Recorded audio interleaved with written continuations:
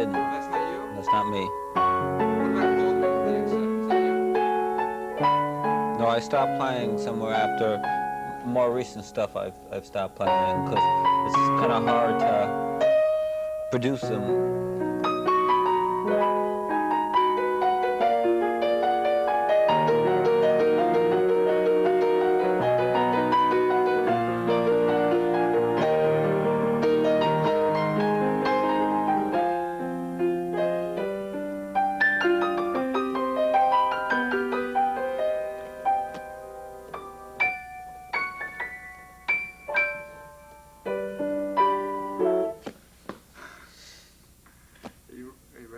Sure. Ready to rock and roll? It's not rock and roll. You ready, Jeffrey? Speeding. Kenny? Mm-hmm. Okay. First thing, to talk about your beginnings. Law school, where you're from, Chicago, law school, getting married, living in New York, and the problems you had because you always wanted to write. Tell me your story. Right. Well, David... no, hold on. I got a thing. I'm not here. I got you. You can't say David. I got you. I'm sorry. I think the significant time for me in New York City, where I was happily married, 2 children, working successfully at that point as a stockbroker, I found deep inside I had really this yearning to write that had been with me all my life. And whereas I was quite successful, you know, in a material sense and in terms of the role I was playing as a male, I really believed inside I was a composer, and that both frightened me to, you know, really deal with what that would mean in terms of the chanciness of it, in terms of emotionally what that would mean for me and my family. But I reached a point in New York where I really felt that I had to quit working, quit my roles, so to speak, as a male provider, whereas I still loved my children and my wife. I remember one day going to a psychiatrist, and you know, I just reached the end of my, you know, ropes, and I said, well, what should I do?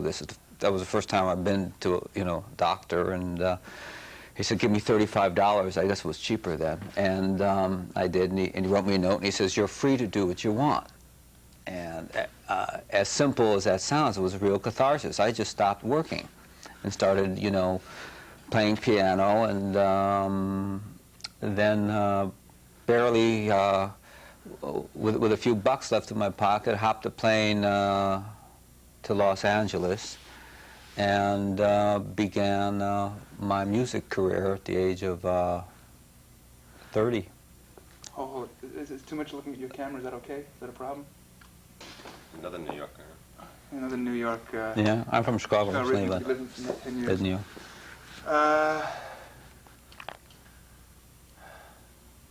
Ready? Yeah. Okay, so just always look at me. You're talking to me, that's all.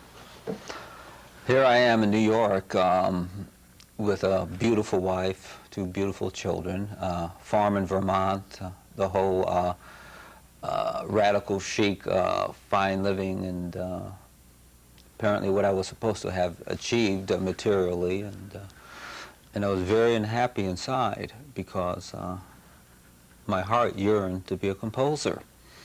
And it was hard to talk to other people about this because no one knew that part of me, including myself. Oh, starting, you want to mention you were a stockbroker. Oh, okay. Yeah. It's a big. You have a big story. I want to try. Yeah. Right. So talk. Okay. The beginning was excellent, but mention the fact that you were a stockbroker, gotcha. Successful stockbroker in New York. Here I am in New York as a successful stockbroker, married, 2 lovely children, and on the surface, I had just about everything, you know, at an early age that most people strived for, and inside my heart, I simply wanted to be a composer, and that both was my dream, and at the same time certainly was scary because of the give-ups in terms of a life I knew and what everyone knew about me. Simply one day, I was so confused that I went to a shrink, and I explained my predicament, that I wanted to write music, didn't want to worry about earning money for a family, or being in a role as a male, you know, as I was taught. And he said, you know, give me 35 bucks. I guess it was cheaper then. I gave him 35 bucks, and he wrote me a note. He says, you're free. You're a free man. And I looked at it, and as simple as that might seem, it proved a catharsis for me, and I quit my job and went out to Los Angeles to become a composer at the age of 30 with a wife and 2 kids, and the light's about to be turned off on my New York City apartment. Okay, that's one thing. Then the next part of the story is.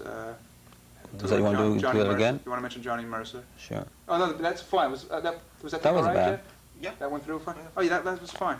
You want to now get into the section Yeah. about Johnny Mercer? When you talk about the Johnny Mercer, mention the fact that at this point you had told me you had no savings left when you came out here, or what? No, I had just at that point I stopped working, so it was pretty rough.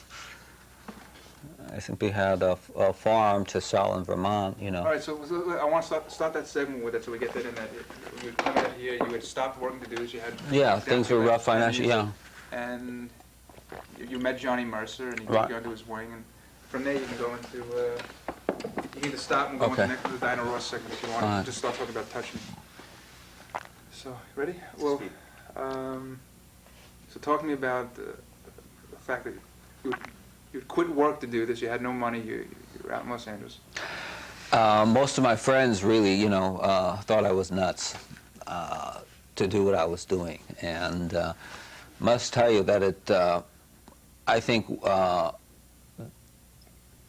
if you are meant to do something in life, it drives you beyond all rational thoughts.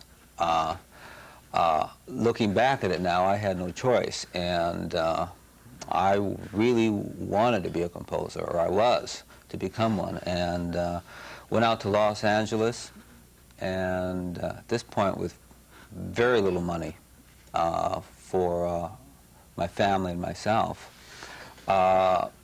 I landed in LA, stayed in some cheap hotels, and you know, poured everything I knew into trying to write music, and in a new world that I've never seen before. And one of our great lyricists and great people of our times, Johnny Mercer, the late Johnny Mercer, heard my music and was kind enough to offer his assistance. He let me stay at his home with his wife and family, believed in my music, and I'm forever indebted to him because he gave me the confidence and the belief that I did have something special.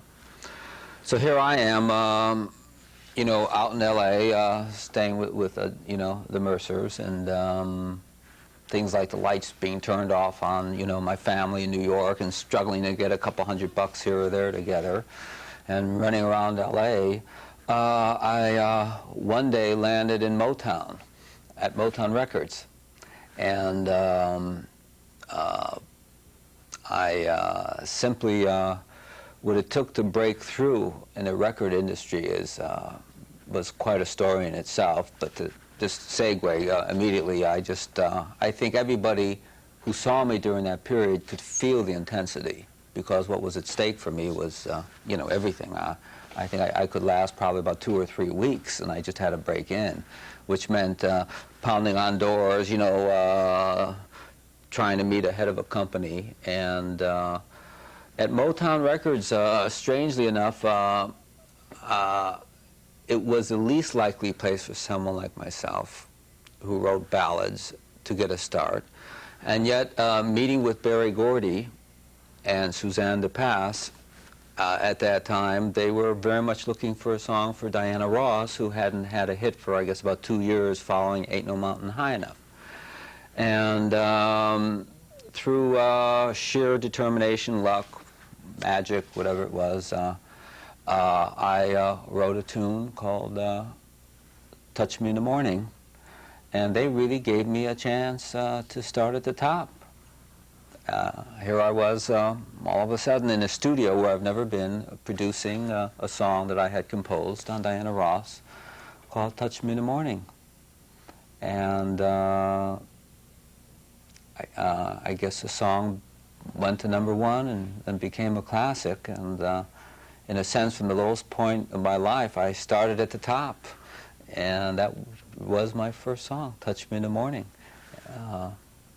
There is an interesting side on Touch Me in the Morning because the song has about 7 or 8 different parts. You know, it goes da da da da da da, then it goes, it just simply changes parts about 6 or 7 times in the song, and no one knew what to do with it. People tried to edit it. A lot of the company people at Motown felt that Diana Ross didn't sound like Diana Ross, because here she's singing a ballad with different kind of chord structures, something that she was not used to doing, and also having to stick precisely on the melody, which was very important to me. And but beauty had its day, and I insisted, and I think finally the company recognized that, well, try this song just as it is, and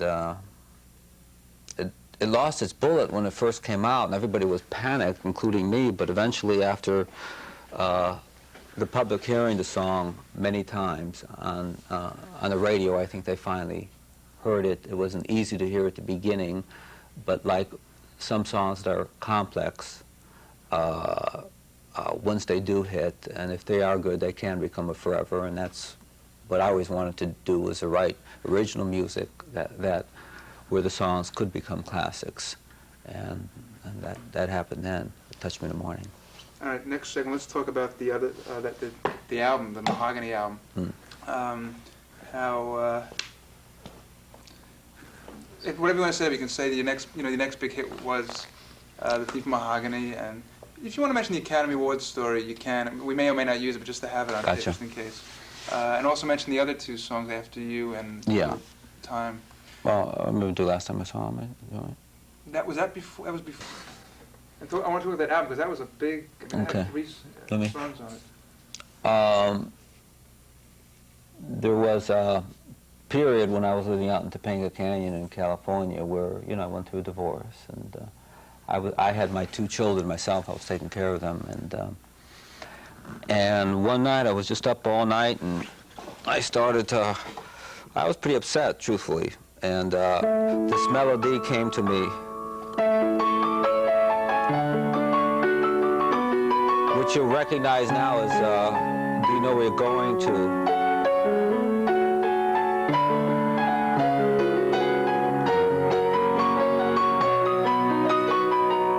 And I kind of played it like that, for the whole evening.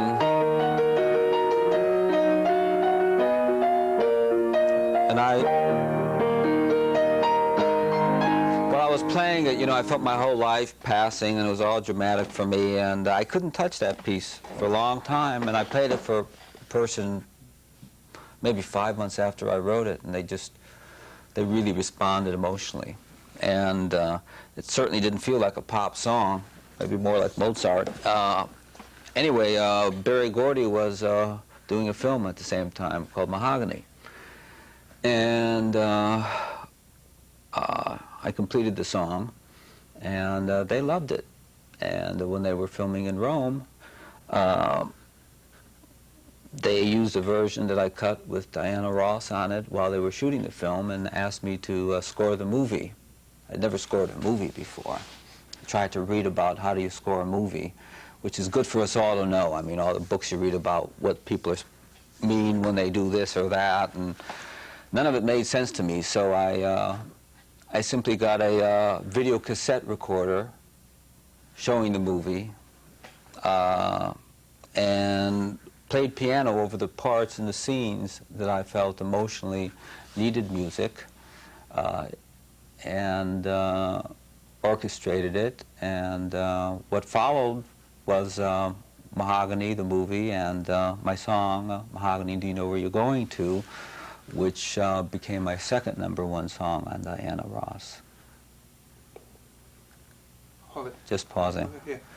I didn't know you wrote the score to the movie also. I never saw the movie. I didn't realize that. Yeah. I didn't realize that. Now talk about the album. I want you to talk about. Okay. That's the story with the album is that obviously it came out as a soundtrack, and then in '76 they took the Mahogany and they released it on that black covered album. Oh yeah, that was they were just using. Okay, so. All right, so mention. Well, I mean, they just packaged it a second time, so that would be as relevant. But what I could. I want to talk about the fact that it. I start off, I guess, by saying later on it was re-released. Oh yeah, I'll hit into the movie. Okay. Ready? Ready? Any case, the movie is coming out, and it became relatively big. The song became internationally a real big song for Diana, for all of us. I think it helped the movie. Of course, we released a soundtrack which did very well, and subsequently they released another album on Diana Ross with a theme from Mahogany on it, and 2 other hits of mine with Diana. I Thought It Took a Little Time, and After You, and it was all exciting. I mean, here I was. At this point, I had 3 hits with Diana, and we were all going strong, and it was new, and maybe what made it all so real was because there were no rules. I really didn't know what I was doing in terms of technique. We were just leading from the heart. I found that people from Motown, I felt the street kind of fever that we were all feeling, and in some way with the elegance that we had and the naturalness, we were reaching from Buckingham Palace to the Bowery. And we all felt it hadn't been done before, and it was all new, and maybe we did get a piece of history from it. But it happened because we all believed so much, and I think Diana realized working with me was not easy for her, because I was very demanding as a producer that the songs be sung properly, that Diana work, add her vocals, and I spent quite a lot of time in the studio, you know, going through that, you know, all those wonderful, you know, stirring arguments and emotional moves that I think bring a singer to greater heights, and she taught me a lot, and I hope that I gave a lot to her too. That's good. I like it. All right. We'll just mention on a voiceover, but it's my turn. I mean, is there a particular story about Yeah, there is, about my daughter. Really? Oh, Yeah, I'm okay, sorry. so go ahead, okay. and then I'll just show... well, because that'll finish at the Diana Ross segment, because then we'll Okay. go to the Greatest Love Walk, which I really want to get down. Talk about, so tell me the story, Okay. but it's my turn. Start off by saying later... I know. When you're writing music, I think if you're emotionally affected by something, you know, either high or low, you know, you might have a syntax of a thought musically that comes out. And my daughter, Jennifer, was being operated on. She had scoliosis, and we were all very concerned, and I was in Hawaii at the time, and I just couldn't sleep. And I wanted to write something for her. So I basically came up with a song called It's My Turn.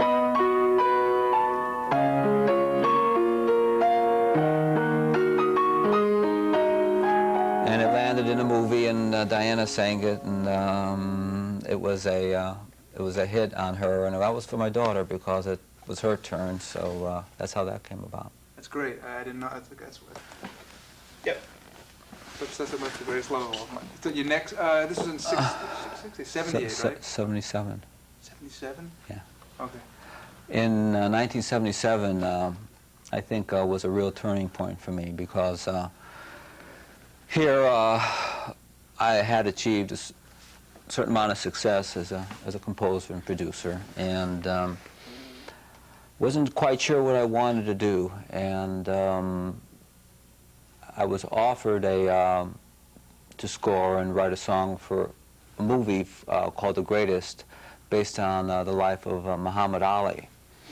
Well, Muhammad Ali, to me, meant something very important because he was against the war in Vietnam. I saw him in a mythological sense as a man who, no matter what other people thought, was going to do what he believes. And I think that this is an important thing for all people to have, whatever the issues are.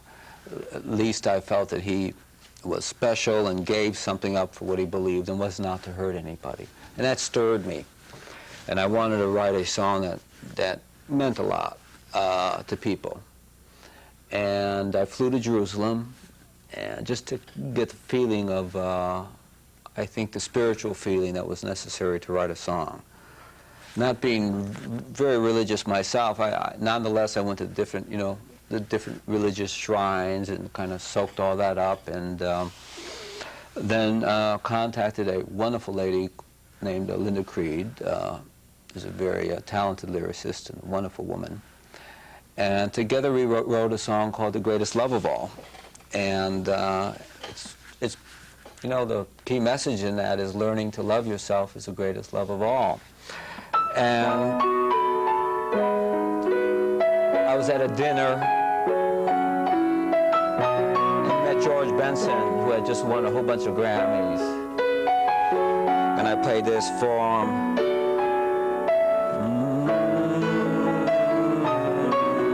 I'm going to have to do that over.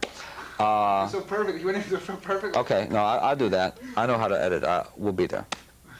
Okay, go on.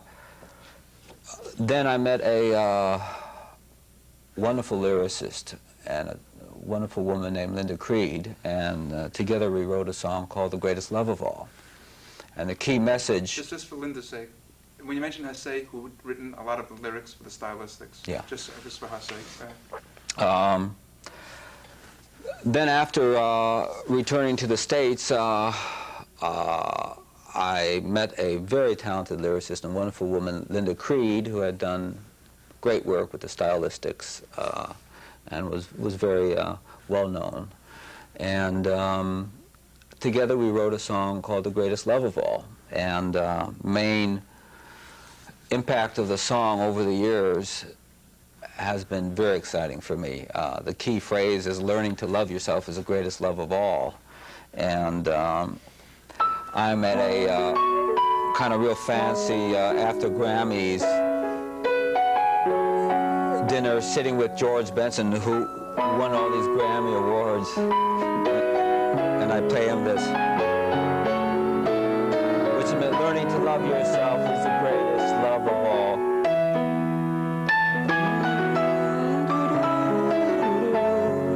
And George is a very spiritual man, and he loved the song and agreed to do it. And go in the studio, and we had to cut it very quickly with just me playing the piano and putting the orchestra on afterwards. But maybe that was what made it real. George singing, just me on the piano. And the song has become an anthem, I think, for a lot of people. A self-actualization song. The Dance Theater of Harlem did a ballet on it. I flew to Lincoln Center, and it was one of the great moments of my life to see my music, in a ballet which ran, and still going now for, it's been about 7 years. And interestingly enough, as we are doing this in the studio next door, I think one of the new great singers of our times, Whitney Houston, had sung The Greatest Love of All for me, and I'm mixing it as her next single. And I hope that people will really respond to the message, and I think it will be a very exciting thing for all of us to see something come out of a spiritual place. And when I first met Whitney in New York City, she was singing the song in her act, and that's how that all happened. That's how I got together with Whitney Houston and had hits with her, and now we're doing The Greatest Love of All. It's kind of completing the circle. It's good. That's not a problem with we referring to the interview, is it? That won't be a problem. You said about We are mixing? No, in other words, taking it. I don't think it'll be a problem. You want me to do the second half of that? No, because if I have to, we'll do it later. No, it's fine. No, it's fine. We just stated well. If we have to, We'll do it later. If we're Okay. talking about Whitney again, we can just go into that. Absolutely. That's no problem. All right. Well, next big... Oh, in fact, we will do it again because instead of talking about Whitney now with that song, Yeah. we're going to talk about Teddy. Yeah. Okay. Do we have to mention... Oh, my turn. All right, so I want you to tell... About Teddy, yeah. Before the accident, and All right. I want you to talk about the album because you produced it. You got it. You can mention... I want you to mention as an aside, So Sad, the song, and you can say which... What else I want you to say? And then from there, you can talk about... Whitney. Yeah, talk about the fact you discovered her, and then that'll be a segue into the whole Whitney Houston segment. But talk about Teddy life. Okay. Are you okay? You want to Yeah, no, I'm fine. You ready? Yeah. In this business, you know, you can lose a sense of maybe why you started, and I think it's real important to never forget, you know, what the purpose of one's craft is. For myself as a writer, I want to affect people. I want to be honest.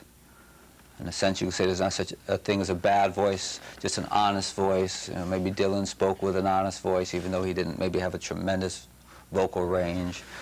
And there was one man who always captured me with his charisma, Teddy Pendergrass. And I was, a few years ago, called by his producers to meet with Teddy. And they asked me to write and produce some songs for him in the hope that we would have kind of crossover hits of the nature that I had experienced before, and that would be good for Teddy, and he certainly had the voice for it. And they flew me to Houston, and I met him, and he was just absolutely charismatic. I saw him on stage, and with style and with class, he just was super. And the next day we flew back to Philadelphia. I played some songs for him. One song called Hold Me I played for him. And it was a song that I also wrote with Linda Creed. Hold me in your arms. Teddy loved it.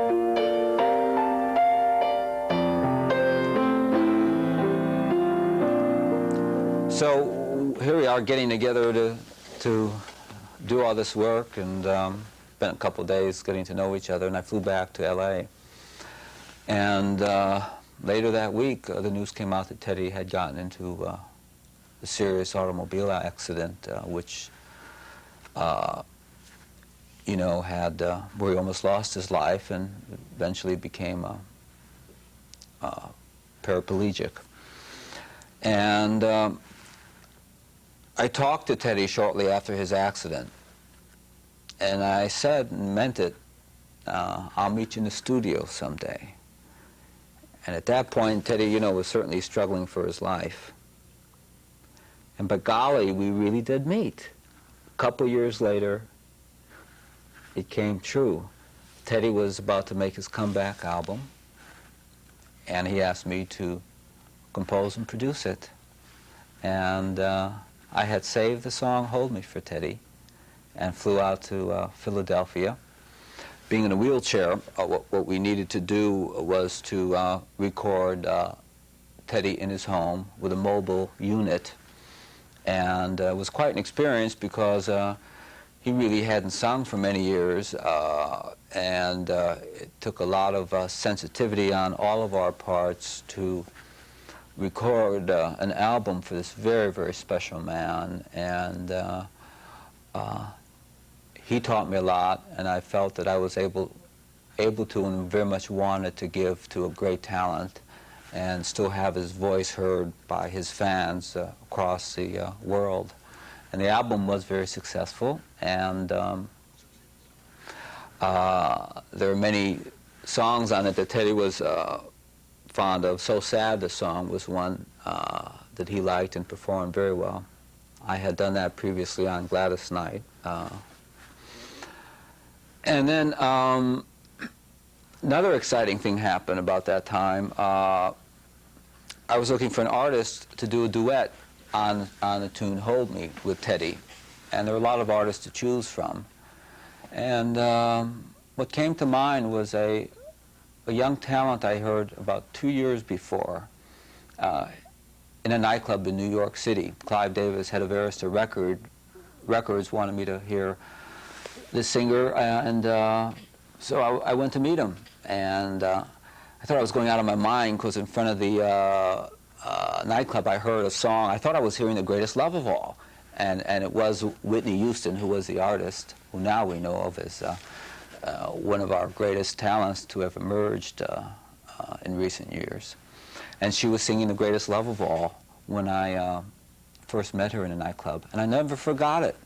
And it almost seemed, you know, like it was, this cosmic occurrence was too coincidental.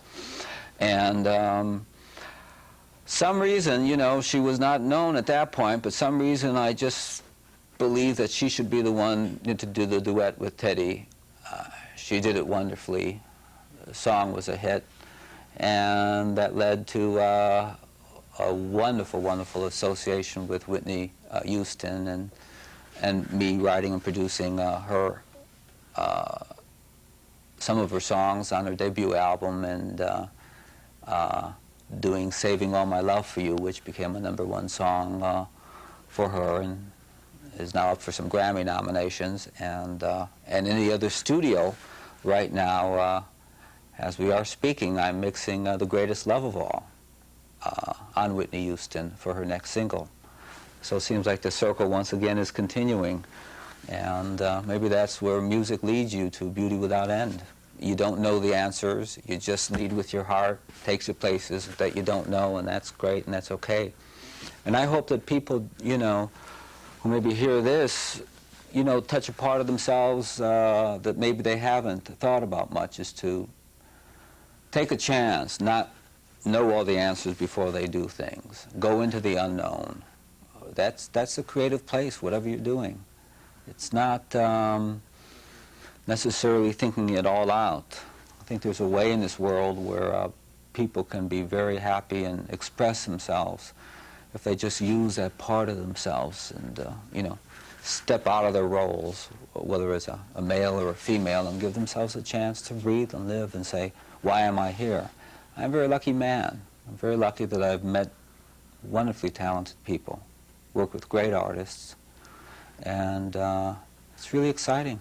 It's really exciting to, not just to hear your song on the radio, and sure, it's exciting to know that millions of people are hearing it, but I think the idea of doing something that you believe in and you care so much about, that's what it's all about, isn't it?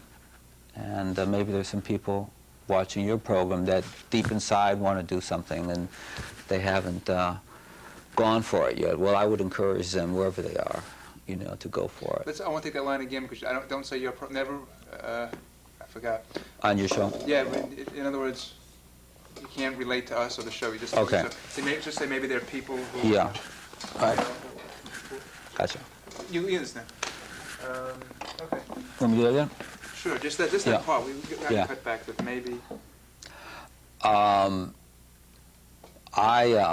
I really hope that people, you know, who hear my music and who are out there, you know, thinking about trying something that they haven't done before, whether they're 10, 15, 20 years old, or 30 or 40 years old, already, you know, with a life that seems to be not quite what they wanted, will really allow themselves the freedom to breathe, to experiment. There are no rules. I think there's just going for it, and I hope that people out there really do seek out their lives, even though they don't know where it may lead them, because it is true that beauty will have its day, and you can't go wrong if you do what you believe in. And I hope that's more and more people will will get closer to themselves and reach inside for their lives. All right. We're basically done with. We should go on to Teddy and.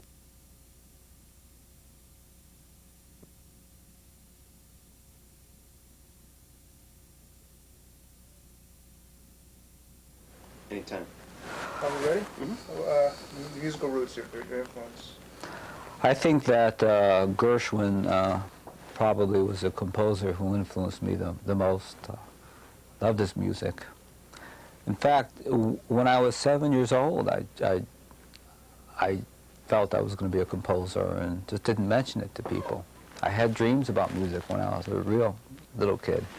And it took a while for that all to happen, but I think I was very influenced by people who wrote music with good melodies, interesting chord changes, a lot of dynamics. And I think that there'll always be a room for a beautiful song, a romantic song, something that is different, something that maybe takes a while for people to get used to, but once they hear, they'll never forget. And I want to be part of that. I would rather always go for something that, no matter how different it sounds at first to people, that I really know that it's a statement from within myself, because then I feel that I'm part of a tradition of what artists often are, is to challenge the given, to challenge the known, to do something to take music in a new direction. And at the beginning of doing that, you run the risk of not being understood, but eventually, if your work is good and conscientious, I think people will respond. Yes, there'll always be room for great songs, and thank God for that, because through all the changes of art, you know, some things just last. Mona Lisa lasts. Some songs just last. And I think that happens because they come from a place so real, you know, that there's some kind of a spiritual force that people connect with forever, no matter what season, no matter what generation. And isn't it wonderful to be part of all that? Yeah. Okay. Is there anything else? Is there anything you want to add now that I haven't asked? Anything you want to say? Yeah. Something I haven't asked you, if I got, or something you're feeling about a certain person, a certain song.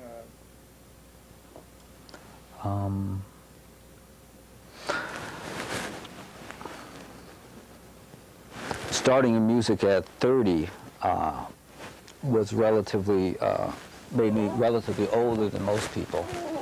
And all of a sudden, turning 40, I find myself still older than most people in music. And the thoughts that occur to me are, one, that it's never too late to do what you want to in life. And occasionally I'll say with regret, I wish I would have gone into music, you know, when I was 18 or 19 or 20. And what stopped me, or why couldn't I find myself, or why did I let parental influences, you know, direct me away from music and go through law school and all that. And so I hope that young people, you know, before they rush into professions that they are influenced by other people to do, or because it might be a safe thing, really pay close attention to that inner voice and take a chance and try what you want to do, and don't call yourself a bum or something, you know. What would it be like for Plato to be sitting under a tree thinking of all these ideas? His mother probably said, "You're loafing," and it was Plato. So here's to taking a chance, and to the power of art in all of us being expressed in whatever work we do. Okay. Anything else? Just hit me with them as we're going on. Okay. The first one is, we talked about the stupidity of the record companies. They never want to release ballads, and they didn't want to release "Saving All My Love for You." Well, I won't say that exactly, but I know how to put it. All right. over the years I've been... Sorry about that. My thumb was going wild. Okay. Through the years, I found it hard in the music industry to keep my own thoughts sometimes, because when you hear so much up-tempo music, that can be really exciting, but it's not basically what I might be going for or what's in fashion. How do you, you know, keep the music playing in your head and kind of turn off what's going on the radio?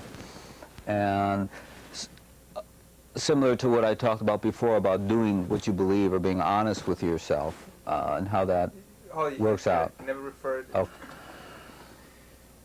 Okay, sorry about that. Anytime you're ready, Mike. I'm known primarily as a ballad writer, and that's, I take that as a compliment, because you know, you can have a #1 hit that can be the hit of the week and no one can hear of it again. And when you write a song that can become a classic, and that does happen, I think that's the dream of a writer.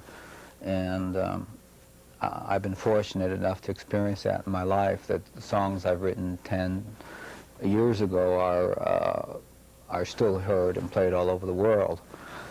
And one thing in this industry that's hard to maintain is to be true to what you want to do. Going through a disco period, for example, you couldn't be arrested if you wrote a ballad. You know, it's like in the theater, if there's a bad play, someone will say drama's out for the year. I've always maintained for myself that I'll just write what I want, and it will work out for me. And that has been the case over the years, is having a song out, or for example, Saving All My Love For You, when it came out, with all the, you know, British techno sounds and all the wonderful stuff that is being done now, you know, in another electronic way, all of a sudden a crystal clear song comes out that could have been sung or recorded in the 30s or 40s, and people today, young people as well as, you know, adults, respond very strongly, and that's real exciting. This song went #1 on all charts, pop, R&B, and adult contemporary. And that means a lot, because it somewhat validates that fashions are not where it's at, and very often record companies or people who have to deal more with what's contemporary, you know, will put out what sounds like, you know, the last hit. And a lot of times writers will try and listen carefully to what's being popular. I'm on the board of a National Academy of Songwriters, and recently gave a, you know, a lecture trying to instill in, you know, in writers not to just make records, you know, to write a song, to do what you believe, and don't let people mess with it. And it's hard, because the mentality very often is, you know, to try and please, or to try and, you know, outguess what other people are doing. So I think to be an individual in any case is what's important in whatever you do. And the odds are not as slight as it seems, because if you do something really original and different, I think people, there's a voice somewhere that will hear you. Do you want to mention the fact that maybe you had told me that at first they didn't want to release Saving All My Love For You, because is that okay to mention? Yeah, let me do it in a... Whatever, however you okay. diplomatically, not to Dave diplomatically. No, in this case, because of the next single, I have to do this. Okay. A number of my songs that I've done, you know, like Tonight I Celebrate My Love, and If Ever You're in My Arms Again, Roberta Flack and Peabo Bryson, it was real hard getting them out. Some of the people in the companies didn't hear them. Fortunately, you know, it worked out in the end with my persistence and the persistence of the creative people who did hear my music. But it's real scary what could happen if the public didn't hear some beautiful songs and words that are out there, and if everything were left in the hands of people who wanted to play it safe. Because I think the public just loves honest things, and I'm glad that I fought for the songs I believed in, because it's been hard to get a lot of them out. And then, of course, when they were a hit, you know, everyone's calling you saying, write me another one of those. And I don't know. Strange, isn't it, that you can do something that is so overwhelmingly successful, and that same person who rejected it will look you straight in the eye and said, I told you so. But there are a lot of wonderful people, fortunately, in the industry who I think are very musical and will take chances. And I must commend Clive Davis on taking a chance on Saving All My Love for You, because it was not an obvious song to release, and it did very well. So thank the audience, too, for buying it. Okay, that's good. Our favorite topic, the black artists. Found on the wall at Motown. You can say that. Yeah, okay. If you can say it cutely. Yeah, I will. We can use it. You know, we have to just be careful. I got it. Also, something I hadn't asked you about the black artist thing. I want you to talk about the fact that people assume, many people. Oh, right, yeah, okay, well, yeah. Black. Right. You can mention the fact that you're a nice Jewish boy from Chicago. Also, I'd like you to talk about the fact, I didn't ask you, the fact that you write these songs and people assume that you're a quote-unquote black composer. Have you ever had problems, without mentioning names, of maybe white performers, I'm thinking Barbra Streisand or something like that, maybe even your friend Barry Manilow, of wanting to produce songs and they never think to come to you because they assume, again, you don't have to mention names, but that's what yeah. your mind, that white people don't think about doing your songs. Yeah, I know. Okay, so just the whole black situation, talking about, I think people are going to go into their mind. Someone once said I was like the blonde on the wall at Motown Records. It was cute. But it's true that a lot of people don't realize that I'm, you know, a nice Jewish boy from Chicago who writes music as opposed to a very hip, you know, black cat, you know, who is in the groove. And that, of course, means nothing, you know, in terms of color or where your background is, but I think that's what's great about this business. Isn't it wonderful that music, which is so universal, can bring together people, and you can write a song and have some magnificent singer like Whitney Houston or Diana Ross or Jeffrey Osborne sing it in a way that it will reach all people. And I've often been asked why I work so much with black artists, and I think because they're great, and I think they, the singers I've worked with give an edge and a streetwise, soulful rendition of my material, and I think that kind of a fusion of people is what, you know, music is all about. And I hope that's you know, can be a lesson for other segments of our lives where people don't get together as much and stay isolated. I often wondered if you know, can I do things in other areas, you know, because I've had so much success in this area. And but this year I've done diverse things, such as having a couple big hits with Crystal Gale, who's a country singer, and you know, I work with a lot of different kind of artists. But it is unusual in a sense, and but I'm grateful for the opportunity to have worked with you know, the great artists I've been exposed to. You want to say the whole thing again? Maybe? Yeah. Okay, just relax. I think so. You know, 'cause it was a big mouthful. Okay.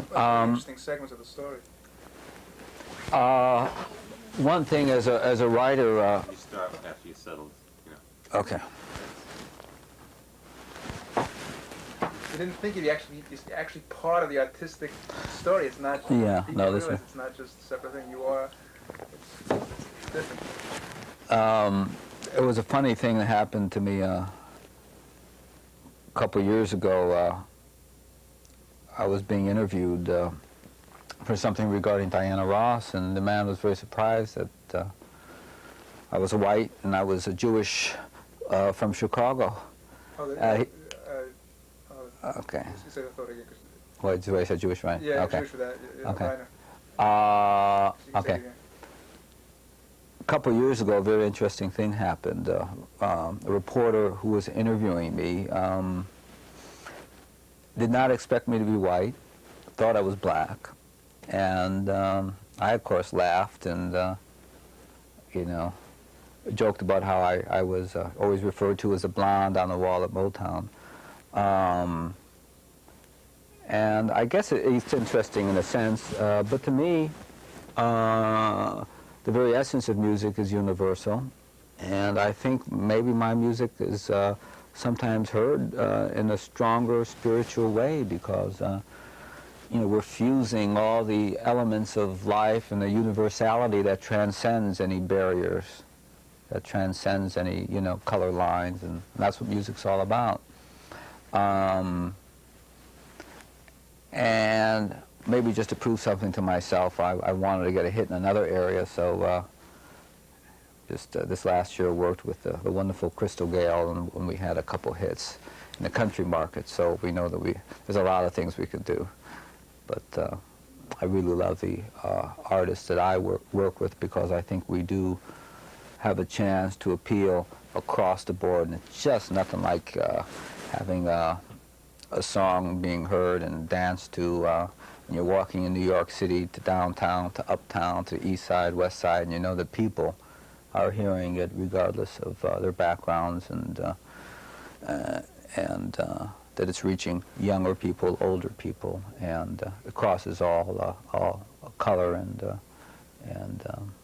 kind of social backgrounds that sometimes restrict us. That's a great thing about music, isn't it? I like that. Another one of my favorite questions, why we're here today.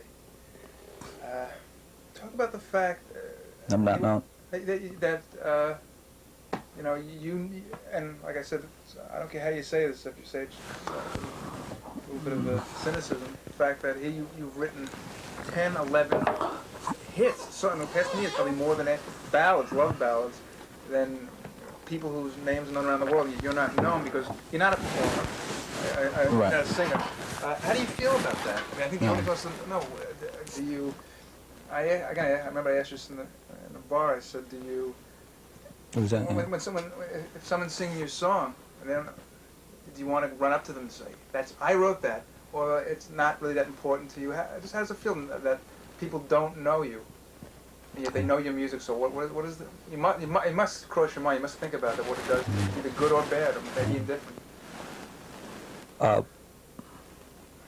People close to me have asked me how do I feel about my songs being heard so much, and the fact that I'm, you know, possibly one of the, you know, few writers that have written so many successful songs during our time, and not many people know my name or what I look like, and I guess it doesn't make that much of a difference to me. I've never hired a press agent, I've never had a manager, and I guess I really believe that when my songs are being heard, that's my essence. And when someone does sing my music, the name Michael Masser isn't important. What's important is the emotions being reached. So perhaps I'm missing something. Perhaps I should make sure that I get more publicity, or it will happen in its own way. But deep inside, you know, the outlaw part of me kind of likes the, you know, the off-center way of getting your music heard, and sometimes it's even fun when people don't know who you are, you know. There's a lot more freedom that way than trying to consciously, you know, just go for stardom as a person. When my songs are being played, you know, my heart's beating great, and I feel wonderful. It's great. Yeah, that answers. Let's give a plug to the Jeffrey Osborne thing. Just as a fast, not fast. I mean, Yeah. saying it, but I want to. Because when this comes out, when will Jeffrey's album be coming out? Thereabouts. How many? Did you do a lot of the songs? Half. No, just a couple songs. But I know I'll hit it You know, good. just so we can plug that. And I'll be doing. I say I'll do probably doing Aretha and Whitney, and I'll do that. You know. I'll mention that. All right. You want me to? Yeah. No. Yeah, we did the Whitney thing already. Okay. No, I'm crazy. We have to do the thing about. I'm nuts. I mean, he's filming Whitney. The Grammys. We'll go. I'll go. Do the Jeffrey Osborne thing Yeah. first. Let's go. This last couple of weeks have been exciting because I've been working with Jeffrey Osborne, who is one of our fine singers. He has a great voice, and you know, I hope that one of my songs will, you know, really come through for Jeffrey, and you know, be a big hit for him. And of course, coming up is the Grammys with. No, you can't say the Grammys because this will be after the Grammys. Okay. So we got the Jeffrey Osborne. You want to mention Okay. Aretha? Okay.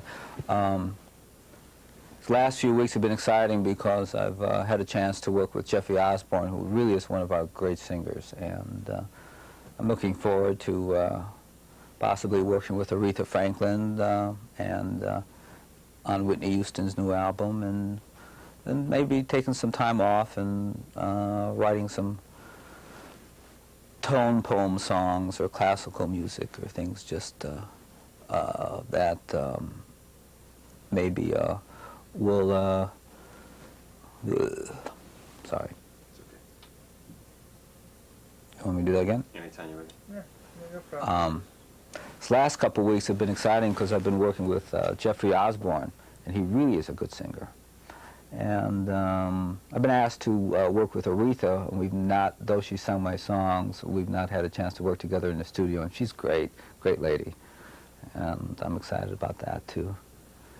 You want to mention? Obviously, you've heard of It's My Turn, right? You heard of Aretha? Oh, yeah, yeah. You can Yeah. mention that as Yeah. I'm sure you like that version, right? Yeah. Beautiful. I remember when I was called by a good friend and a movie star, actually, and he was at a concert, and Aretha Franklin was singing a tune of mine, It's My Turn, and everybody loved it, and it was very thrilling to hear her version done so magnificently on her album of a song that I did, and then hearing other people do it. She's great. Yeah, I may even use her versions for the heck of it. I don't. No, let's talk about what was it like? How did you know how to produce songs? You were 30 years old. Yeah. How did the chutzpah to produce Right. songs? No, and why did they let you do it? Why did, Looking back at it all now, I might say, well, you know, why did Motown give me a chance to work with Diana Ross?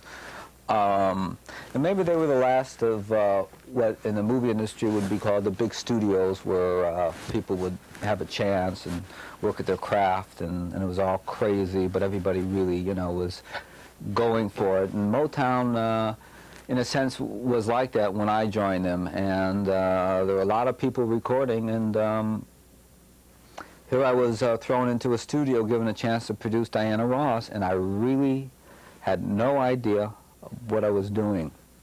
And maybe I even did better then, because all you really need to know is when it's right, and when it's not right, you can feel it, and all the technical stuff and all the craft that goes into everything. I don't think that counts as much as having good taste and being true to your own concept of what's good. People often call me to produce and don't realize that I've written the songs. I've won awards as, you know, #1 producer of the year, and I don't know what it means to produce a record. I think probably anybody could do it, as long as they made sure that the end result was like they wanted, and they were honest and open to the great people who, you know, you have to collaborate with. That's been my way in any case. I've never considered myself an expert. I've always kept the question marks going in my head, and you know, try to, when it feels right and you got those tingles on your arms and you know that something's happening and you're thinking of a girlfriend you had when you were 16, then you know you got a hit, and that's kind of what I use, romanticism. all right, good. We can talk.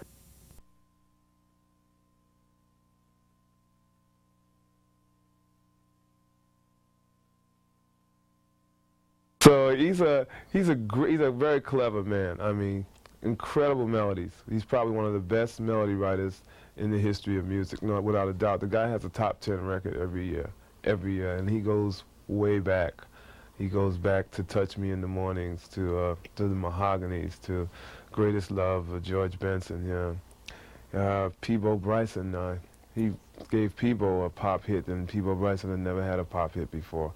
So he's very talented in that respect, and he's worked with probably the finest singers in the business. So I feel it's an honor for me to be able to work with Michael, and it's even more of an honor for me to sit down and write with him, because we wrote a couple of tunes. I wrote a tune, All at Once, which is on Whitney Houston's album, and of course everyone knows how well that album did, so that always brings a smile to my face. But it's a pleasure to work with Michael Masser, because let's face it, a singer is nothing without a melody, and he's the guy with the melodies, believe me. If only we could have gotten Whitney to say that. Talk about All at Once. If he called you, asked you to write a song with him, and you called him and said, I'd like to have lyrics. I assume you did the lyrics. Yeah, I did the lyrics. Well, we sat together, actually, at the piano. He sat there. Talk about how that whole process came about. Who got in touch with who to... Well, when I first met Michael Masser, we got together to write some songs, and we got together thinking down the line that maybe he was going to produce a couple of songs on my album. But this was like 2 years ago, and I was obligated contractually to George Duke to do the whole album. So we wrote a couple of songs, and Michael wanted to produce them. Of course, that's usually how he works. He writes a song, and usually he'll produce it on an artist, because he hears things a certain way. He hears very pop radio oriented. I mean, he has a knack for coming up with big pop hits. So we never finished it on myself, because I was contractually obligated to George Duke. So we sat down and wrote this song called All at Once, which was a very pretty song, and I think I just did a piano vocal with him, and it was great. It was spectacular. And then he did Whitney, and he called me and said he was going to do it on Whitney Houston, and at that point, Whitney was a new artist. Nobody really knew how great Whitney was, or how well she would do. And it's amazing. It was 5 million albums later, and I think they're considering All at Once now for the next single, and she's had about 6 singles, so he's got probably about 4 or 5 songs on that album. So I think Whitney should be very honored to have worked with Michael. She should be very happy for having the opportunity for working with Michael also. That's great. Isn't that? And the final question is talking about how he introduced you to In Your Eyes and how you feel about singing it. Okay. Well, Michael Masser, I talked to Michael. I was doing this new album, which my album is now finished, thank God. But I was doing it. Richard Perry was supposed to do the whole album, and the only problem I had with Richard was that there was no ballads on the album. So when we finished all the work with Richard, I said, well, I can't put out an album with no ballads. I mean, that's what people look for from me, is ballads. So I started calling people. I mean, I just called some of the great ballad writers, and I called Michael, and he said, I got a couple of songs for you, come by, and he played me In Your Eyes, and I liked it. I mean, I thought it was a great song. I didn't even know George Benson had recorded it previously, because if I had known, I probably wouldn't have recorded it. Hold it, now then I want to ask you this. Here's a situation where you did Love Ballad. And he I didn't right. know you did it. I knew George Benson, and all of a sudden my friend who first introduced me to you with LTD, because I only knew you That's right. solo albums, and my friend said, no, he's the guy who did... Yeah. So after hearing Love Ballad, do you feel this is like turnaround fair play? Now you think you're going to... Yeah, it's great. It's great. I want you to talk about that. Talk about George Benson doing it. And well, I had no idea that George Benson had covered In Your Eyes, and the interesting thing about it was when I found out, it was great. It was because coincidentally I had recorded Love Ballad in 1976, and I don't think many people knew my version, and George Benson covered Love Ballad and had a smash hit with it. So I'm hoping that maybe the tides will turn this time and I'll have the smash hit with In Your Eyes. But George is one of my favorite people also. He's a great guy. I spent a lot of time with him in Hawaii, and he's done a lot of work with Michael Masser. I think you'll find that a lot of the great singers have turned to Michael Masser for songs. He comes up with the melodies. That's the key. The key is melodies that people will walk down the street singing. All people, and he does it. Thank you. That was great. Thank you. Let me get your mic. Take off.